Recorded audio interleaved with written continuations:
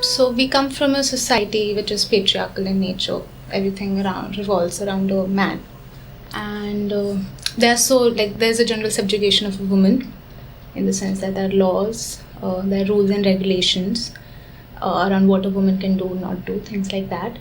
My question is that is there a general fear of a woman in the man's mind or in the society at large? Because we control things, we subjugate a thing to rules and regulations only when we feel a threat or maybe inferiority, if I may say. So yeah, that is my question, that is there a fear of women? So you see, you are already in hold of something important. At one end you see that it's a patriarchal society that we are coming from. On the other hand, your question is the man afraid of woman?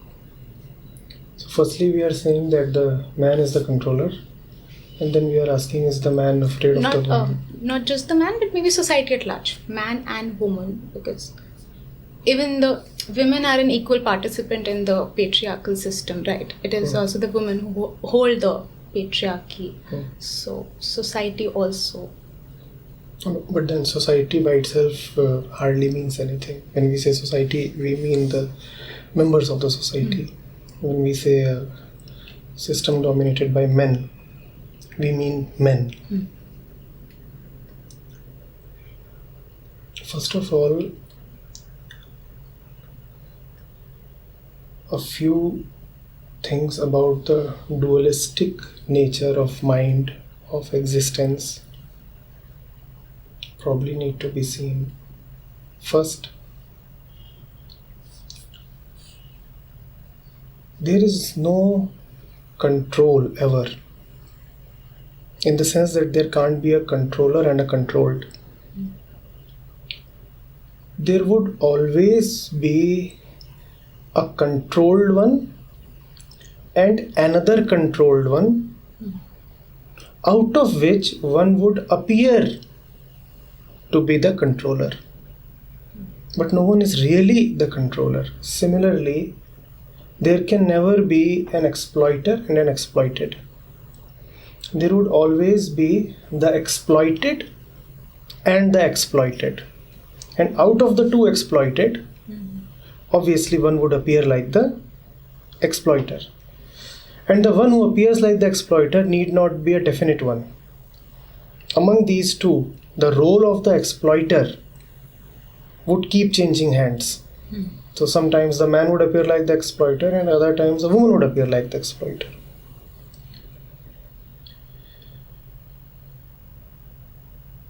Whenever the natural harmony of things, of movement, of existence is upset, then there is disease. Disease on both sides, the man and the woman. The man, the woman. When things are healthy, then nobody controls anybody. Neither the man controls anybody, nor does the woman control anybody. When things are diseased, then both parties control each other. It is not as if because we have named it as a patriarchal society, which it does appear on the surface, right? That it is dominated by man, the man is the head of the family, the man controls 97% of the wealth, the man is at the top in most organizations. So the man does appear to be the controller, which I would like to submit is just an illusion. Man controls in his own way, but because there can be no controller and no controlled, so the woman controls in her own way. Both are at war with each other. Both are trying to enslave each other. Both are trying to get on top. It's the exploited and the exploited. Just that their ways are different because their respective constitutions are different. A man is constructed differently from a woman. So the way the man tries to control has got to be different from the way a woman tries to control. Man's aggression is gross because what does man have on his side? Physicality, brute power. So his aggression will be gross. You'd probably, see him dominating a woman purely by the strength of muscle power, which is not so much these days, but still it does happen. We do see that happening. Or through money power. But in such a case where the woman is being made the target of control and ownership, she would have her own devious ways of countering that. Not only countering that, you see, when you say countering that, you probably mean that the man's aggression is a cause of the woman's counterattack. No, not really. The man is not causing the woman to counter him. Both are parallelly and simultaneously sick. That is the thing about duality. The man is not causing the woman to retaliate, because the whole environment, the whole structure is arising out of ignorance. So the man and the woman are parallelly and equally sick. Where do you think this sickness is coming from? Why is the sickness there? You see, we are talking of psychological sickness. And psychological sickness is always the absence of a knowledge of reality. What is this whole game, the whole drama about? What is this world about? What is knowledge? What is perception? And ultimately, you come to the question, who is the one asking the question? Who am I? So, whether it is a man who is not exposed to this inquiry, or whether it is a woman, both are going to be equally ignorant, and violence is inseparable from ignorance. You see, you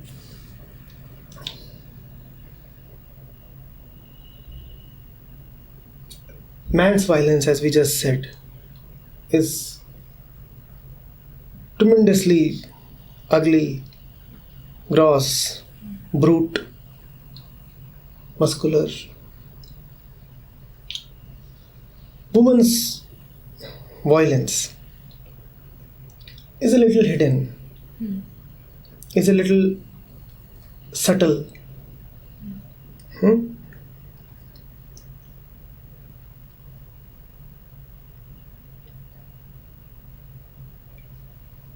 She has her own ways. She has her own ways. Woman's liberation cannot be distinct from man's liberation. Or the subjugation. And woman's subjugation cannot be differentiated from man's subjugation. So, talking of acting only at one pole just betrays a lack of understanding of the game of duality.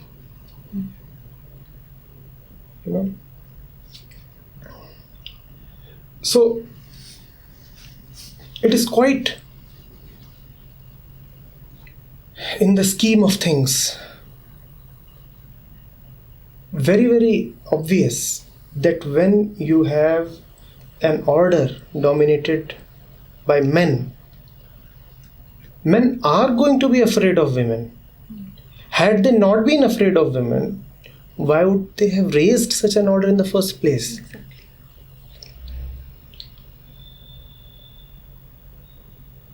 And at the same time, women are going to be afraid of men. Man's aggression is gross, It is very obvious. And women's fear is gross. It is very obvious. What is hidden and not so obvious is the woman's aggression and the man's fear. Both are hidden. A man would usually not like to admit that he is afraid of a woman. So that fear is hidden. And equally difficult it is to see that a woman is aggressive, even though she might appear helpless or even benign. But she is aggressive in the way she talks, moves, relates, dresses up, plays her own games. Is that not aggression? All of that. So something is apparent, something is a little subliminal. I think we have to look at the totality of it. So you're saying that obviously there's a fear in man. So I wanted to know or discuss what is this fear that he relates to the woman. Is it sexuality? Is it her sexuality? Because what the most control is about way she dresses, people she talks to, where she goes, things like that, and all that relates to sexuality of a woman or sexuality in large. So is there a fear of sexuality of a woman, or is there a fear of sexuality? So we are talking of the aggression of man and the fear of man. That man is aggressive towards a woman and man is afraid of the woman. We are talking of that. I would like you to expand and complete the scope of the question. So we are talking of the man's aggression and the man's fear, and let us also talk of the woman's aggression and the woman's fear, because only when we take these two together can we understand the whole game. Because if you look at only the man, then that is in some way an ignorance of what is happening at the woman's end, and that she is an equal participant in the whole game of illusion. So what is coming to my mind right now, I read this book by Sudhir Kakkar. He's a psychoanalyst. It's called Exploring Indian Sexuality. Therein he's talking, he's giving an example of a movie or a novel, I'm not very sure. So there's this woman, Rano. Her relationship with her husband is somewhat like husband gets drunk, beats her up, asks her to submit to him. She defies him and he beats her up. She enjoys the beating up because she knows that it's her resistance. I guess that is how she is showing her aggression, right? Also, I think the fear could also be losing that control. So if I am letting you control me, obviously I also have control. Very well said. You see, now we are moving into troubled waters. Now what we would be saying would be a little amoral.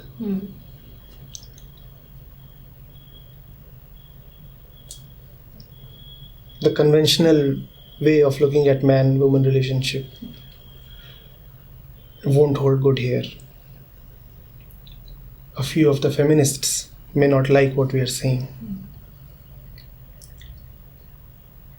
And even men may be displeased. But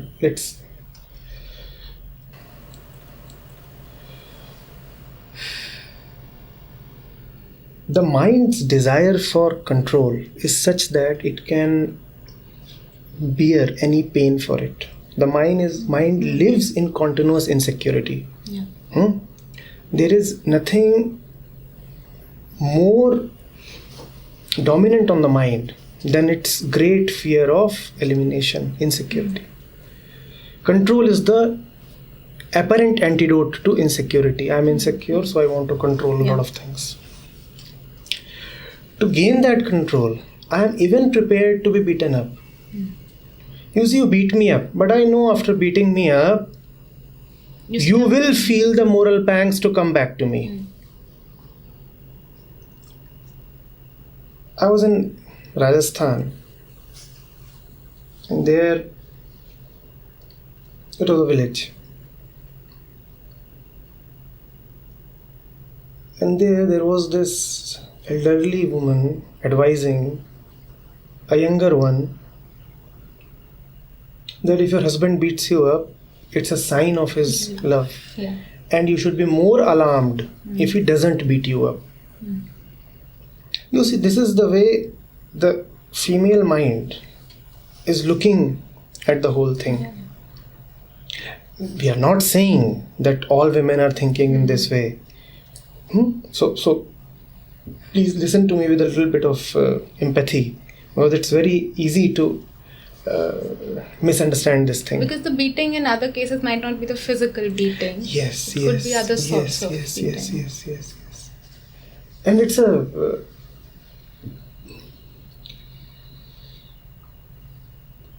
a thing very prevalent across cultures. Cross cultures. Even kids learn this very quickly, that if they demonstrate that they have been harmed, then they will be compensated. So compensation goes along with harm. And sometimes the lure of compensation can cause you to deliberately invite harm upon yourself, if the compensation means control. So compensation means control. That applies not only to man-woman relationships, that applies even to parents and kids. We have sacrificed so much for you, so we will now control your lives. We sacrificed so much for you, so now we'll control your lives. So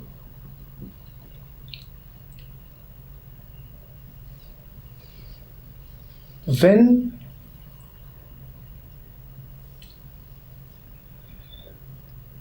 man will be non-violent, only then we can expect a non-violent woman. When women will be fearless, only then we can expect a fearless man. And both will move together. One end cannot move on its own, because it is inseparably joined to the other end. Here in Advait,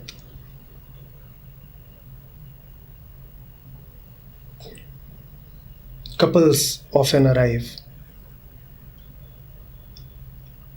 And I have seen, and I advise them, that if the man is coming, that he must try to bring the woman here as well. And if the woman is coming, she must try to bring the man here as well.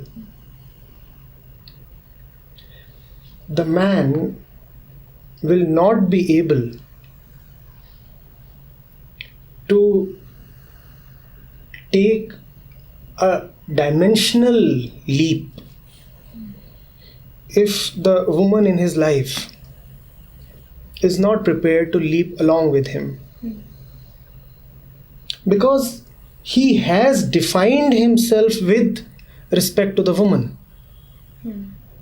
His very self-definition is now so deeply linked to the woman. Who am I? The husband of this lady. Who am I? The father of these kids. He simply cannot fly if those in his life decide to act as dead weights. Same with the case of woman. If the woman is coming here and the man is... So that's the best thing to happen. Both have to go together. See, I had said we are now moving into troubled waters. And if it sometimes happens, it does happen sometimes, that the man is prepared to fly, but the woman is stubborn, she is not prepared to fly, then the man will actually have to give her up, and vice versa. If you think that you can remain in the same environment, and your partner, your spouse, to a great extent determines the environment in which you live, especially in India. If you decide to live in the same environment, then even inner change will be obstructed. You will be suffocated. You are expanding. You cannot be wearing the same chains that you have been wearing since so long. So these two must go together, man and woman. Those who are talking of eliminating aggression from men, for example, those who talk of reduction of the nuclear forces of the world, or those who talk of eliminating rape, or those who talk of, controlling the gun culture, like in the US, will have to look at how this whole thing is related even to women. Though it may be a problem that looks specific to men, but it has deep linkages with the women around the men. And unless that linkages are understood and acted upon, the problem will remain. Similarly, the problems that are usually taken as specific to women cannot be treated unless the men folk in the lives of women change. So the other end of the duality has to be addressed. For example, we talk of women often as being underachievers. Even women come and complain that we know that there is more jealousy and pettiness related to small matters in us compared to our male counterparts. And such things. Though these are considered as less serious problems compared to the build-up of a nuclear arsenal, right? If a woman comes and says that I feel petty and possessive, that is usually not taken as a problem compared to the production of uranium and plutonium. But I think it is. It surely is. The pettiness in women and the 10,000 nuclear weapons that the world has stored today and is building more, they are inseparably linked and they have to be addressed together.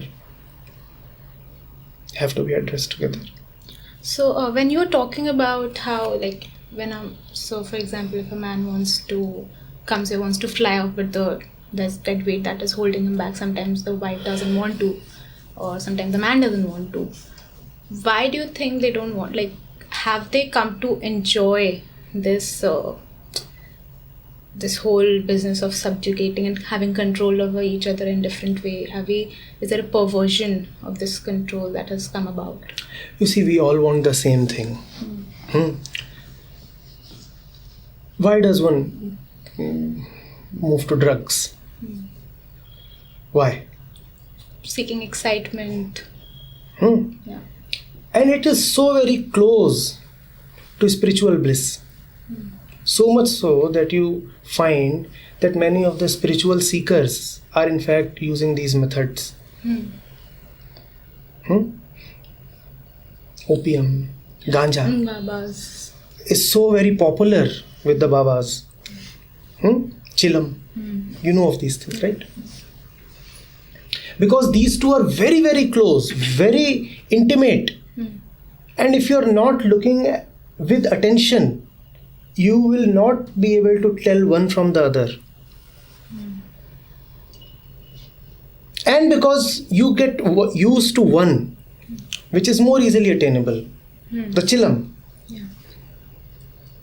you then say that, why leave to this which I already have in my hands and try for something which is indescribable, unattainable. This I have with me and this gives me such a high. I'm pretty sure no spiritual joy can be more peaceful, more liberating than this? You talk of thoughtlessness, I become totally thoughtless. You talk of sorrowlessness, I forget all my sorrows. So when I am already getting the highest spiritual pleasure from something as available and as cheap as a weed, then why are you trying more difficult, more Like in tortuous, more bloody ways? You know, the elimination of ego is like giving up one part of your body after the other. Frankly, it is a bloody battle. And if one has cheap substitutes available, why fight this battle? Why fight this battle? So that's why often it will happen that while the man or the woman would be eager to come here, the partner would become a roadblock.